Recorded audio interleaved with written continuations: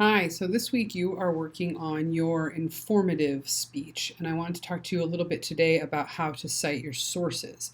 So, as I sort of mentioned, that over the course of our semester, we're going to move from the introductory speech, the demonstration speech, where you know all of the content information, into the informative and persuasive speech, where you have to do research and have sources to support the claims that you are making.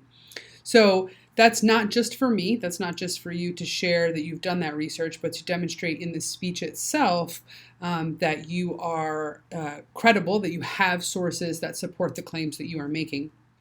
So in order to do that, you need to cite the sources that you are using. So if you look on the informative speech template, you will see that in each of the sections where each of the arguments that you make, you have to have at least one source that supports that claim. So you're going to put that information in your outline, and then you're going to provide the full citation in your bibliography.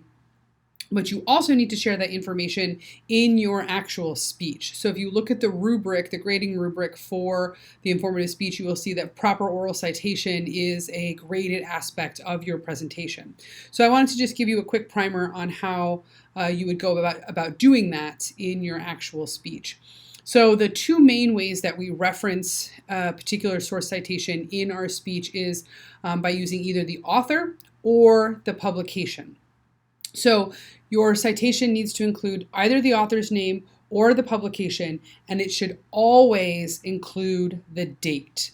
So if you're going to cite a particular article, you can do it before or after you provide the information from that citation. So you might say, something statistic according to an article in the New York Times in July 27, 2018, right? Or you can reference that same source by referring to the author. So you might tell us the statistic, and then you would say, according to James Baker in July 27, 2018. Either of those is fine. You do not need to cite both the author and the publication. And most importantly, you don't need to cite the title. So you don't need to tell us, in an article entitled such and such, such and such. So just stay very clean and focused in terms of your citation. So I gave you an example of doing it after, but you can also reference the source before you tell us the information. So you might say an article in the Washington Post on this date, tell us the date, on June 22nd, 2019, and then tell us the information from that source.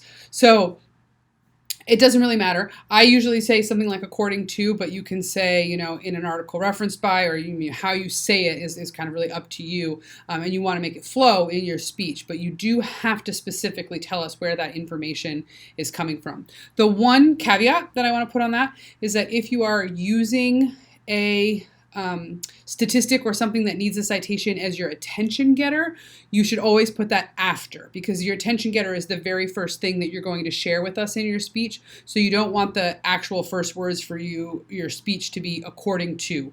You want to tell us the statistic, that's the hook, and then tell us the source citation. So make sure you are planning those source citations, that you know where they need to come from, and that you have them somewhere in a note form so that you can reference them and you're not just like me pulling them from the top of your head. And if you don't have them written down or sort of don't highlight them, you aren't going to just remember them in your speech. So it's something that you do have to plan. And I would encourage you to plan to cite all 6 of your sources, and that way if you miss one, it's not going to impact your grade. So that's how you cite your sources out loud, orally in the presentation, and that is a requirement for both the informative and the persuasive speech. So good luck, and I look forward to hearing your speeches.